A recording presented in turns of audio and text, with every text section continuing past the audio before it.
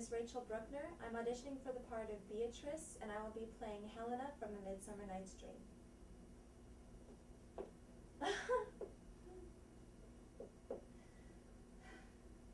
How happy some or other some can be.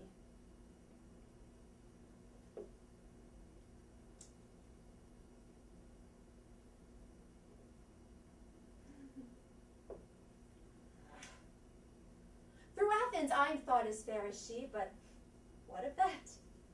Demetrius thinks not so. He will not know what all but he do know. And as he errs, doting on Hermia's eyes, so I, admiring of his qualities. Things base and vile, holding no quantity, love can transpose to form and dignity. Love sees not with the eyes, but with the mind, and therefore is winged Cupid painted blind. Nor hath love's mind of any judgment taste, wings and no eyes figure unheedy haste. And so is love said to be a child, because in choice he is so oft beguiled, as waggish boys in games themselves forswear, so the boy love is perjured everywhere. For ere Demetrius looked on Hermia's eye, he hailed town oaths that he was only mine. And when this hail some heat from Hermia felt, so he dissolved, and showers of oaths did melt. I will go tell him of fair Hermia's flight, and then to the woods will he tomorrow night pursue her. But for this intelligence, if I have thanks, it is a dear expense. But here in mean I to enrich my pain, to have his sight thither and back again. My name is Veronica Cancio de Grandi. I'm not auditioning for any role in particular, and I am going to do a piece from Sympathy. Away! I do condemn mine ears that have so long attended thee. If thou wert honourable, thou wouldst have told this tale for virtue, not for an end thou seekest. This beast is strange. Thou wrong'st a gentleman, who is as far from thy report as thou from honour, and solicits here a lady who disdains thee and the devil alike. What ho, Pisanio? My father the king shall be made acquainted of thy assault, if he shall think it fit, a saucy stranger in his court to martyrs in a Romish Jew. He hath a court he little cares for, and a daughter he cares nothing at all. I'm Marianne. I'm trying for any part, and I'm going to read a monologue from Margaret. Moral, no by my troth, I have no moral meaning. I meant plain holy thistle. You may think perchance that I think you are in love. Nay, by your lady, I am not such a fool to think what I list. Nor I list not to think what I can. Nor indeed I cannot think. If I would think my heart out of thinking that you are in love, or that you will be in love, or that you can be in love. Yet Benedict was such another, and now is he become a man? He swore he would never marry, and yet now, in despite of his heart, he eats his meat without grudging. And how you may be converted I know not, but methinks you look with your eyes as other women do. My name is Sarah, and I'm going to do a monologue from A Midsummer Night's Dream. That looks nice. You're doing fine. Great. How happy some or other some can be. Through Athens I'm thought as fair as she, but what of that? Demetrius thinks not so. He will not know what all but he do know. And as he errs, doting on Hermia's eyes, so I, admiring of his qualities, things base and vile, folding no quantity, love can transpose to form and dignity. Love looks not with the eyes, but with the mind, and therefore is winged Cupid painted blind. For ere Demetrius looked on Hermia's eye, he hailed down oaths that he was only mine.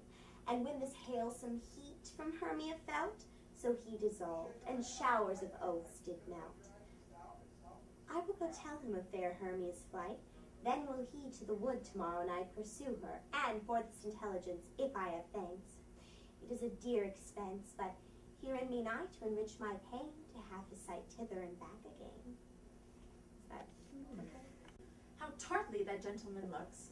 I never can see him, but I'm heartburned an hour after. He is of a very melancholy disposition. He were an excellent man that were made just in the midway between him and Benedick. The one is too like an image and says nothing, and the other is too like my lady's eldest son, evermore tattling. Then have Signor Benedick's tongue, and count John's mouth, and half count John's melancholy, and Signor Benedick's face. With a good leg and a good foot, uncle, and money enough in his purse, such a man would win any woman in the world, if they could get her goodwill. By my troth, niece, thou wilt never get thee a husband, if thou be so shrewd of thy tongue. Just if he sent me no husband, for the which blessing I am at him upon my knees every morning and evening. Lord, I could not endure a husband with a beard on his face. I'd rather lie in the woolen. You may light on a husband that hath no beard. What should I do with him? Dress him in my apparel and make him my waiting gentlewoman? He that hath a beard is more than a youth, and he that hath no beard is less than man. And he that is more than a youth is not for me, and he that is less than a man, I am not for him. Therefore I will even take sixpence in earnest of the bear ward, and lead his apes into hell. Well then, go you into hell. No, but to the gate. And there will the devil meet me like an old cuckold with horns on his head, and say, Get you to heaven, Beatrice, get you to heaven. Here's no place for you maids. So deliver I up my apes, and away to St. Peter for the heavens. He shows me where the bachelors sit, and there live we as merry as the day is long. Well, niece, I trust you will be ruled by your father. Yes, faith, it is my cousin's duty to make curtsy and say, Father, as it you please. But yet for all that, cousin, let him be a handsome fellow, or else make another curtsy and say, Father, as it please me. Well, niece, I hope to see you one day fitted with a husband. Not till God make men of some other metal than earth. No, uncle, I'll none. Adam's sons are my brethren, and truly I hold it a sin to marry my kindred. Nay, that they were a punishment too good for them, if they should have any allegiance in them, being chosen for the prince's watch. Well, give them their charge, neighbor Dogberry. First, who think you the most desertless man to be constable? You, okay, sir, or George Seacole, for they can read and write and read. Come hither, neighbor Seacole. God hath blessed you with a good name. To be a well-favored man is the gift of fortune, but to write and read comes by nature. I'm going to stop you here. Could you pick any funny accent you want for the next monologue? Absolutely. And then the next monologue, well, then take no note of him. Try a different one, like if you want to try a Cockney thing, and then the next one try it in Spanish, like as funny and weird as you want. Okay. Here we go. For they can write and read. Where are we? But to write and read comes by nature. Oh, both which, Master Constable?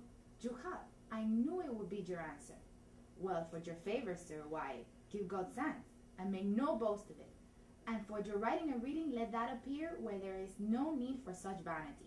You are sought here to be the most senseless and fit man for the constable of the watch. Therefore, bear you the lantern. This is your charge. You shall comprehend all vagrant men. You are to bid any man stand in the prince's name. How if, let's just do that same one again in another accent. Go for it. Like as big as you want, as funny as you want, whatever you want to do. Just give it a shot. Or you can do it again in the same accent, but You want it bigger. however you want to do it. Both which, Master Constable? You have. I knew that would be your answer. Well, your favored, sir, why, give God thanks and make no boast of it. And for your writing and reading, let that appear where there is no need of such vanity. You are thought here to be the most senseless and fit man for the constable of the watch. Therefore, bear your lantern. This is your charge. You shall comprehend all vagrant men. You are to bid any man stand in the prince's name. Okay, let's do one more time. Do it in Spanish again, but like, Jahadal. Do I it mean, in Spanish as a woman? Would you do it as a woman? However she wants. Yeah, I mean, come on, as your character that you just I did. just see one of those security guards. You see those security guards with their hair down and she's got lipstick on? We had one at the school building. Give it a try. One more time with feeling. You have. I knew that would be your answer. Well, for your favor, sir, why, give God thanks and make no boast of it. And for your writing and reading, let that appear where there is no need for such vanity. You are thought here to be the most senseless and fit man for the constable of the watch. Therefore, bear your lantern. This is your charge. You shall comprehend all vagrant men. and you are to bid any man stand in the prince's name. He is very near by this. He was not 3 leagues when I left him. How many gentlemen have you lost in this action? But few of any sort, and none of name. A victory is twice itself when the achiever brings home full numbers. I find here that Don Pedro hath bestowed much honor on a young Florentine called Claudio. Much deserved on his part, and equally remembered by Don Pedro. He hath borne himself beyond the promise of his age, doing in the figure of a lamb. He feasts of a lion. He hath an uncle here in Messina, will be very much glad of it. I have already delivered him letters, and there appears much joy in him. I pray you, is Signor Montanto returned from the wars, or no? I know none of that, lady. There was none such in the army of any sort. My cousin means Signor Benedict of Padua. That's your line there, sorry. Oh. Messenger. Okay. Oh, he's returned, and as pleasant as ever he was. I pray you, how many hath he killed in these wars? But how many hath he killed? For indeed I promise to eat all of his killing. Faith, niece, you tax Signor Benedict too much, but he'll be meet with you, I doubt it not. He hath done good service, lady, in these wars. He is a very valiant trencherman. He hath an excellent stomach. And a good soldier too, lady. And a good soldier too, a lady. But what is he to a lord? A lord to a lord, a man to a man, with all honorable virtues. It is so indeed. He is no less than a stuffed man, but for the stuffing. Well, we are all mortal. You must not, sir, mistake my niece. There's a kind of merry war betwixt Signor Benedict and her. They never meet, but there's a skirmish of wit between them. Alas, he gets nothing by that. In our last conflict, 4 of his 5 wits went holding off, and now the whole man is governed with 1. Who's his companion now? He hath every month a new sworn brother. Is it possible? But I pray you, who is this companion? Is there no young squarer now that will make a voyage with him to the devil? He is most in the company of the right noble Claudio. Oh, Lord! He will hang upon him like a disease. He is sooner caught than the pestilence, and the taker run presently mad. God help the noble Claudio! If he have caught the Benedict, it will cost him £1,000 ere be cured. I will hold friends with you, lady. Do, good friend. You will never run mad, niece. No, not till a hot January. Don Pedro is approached. Okay.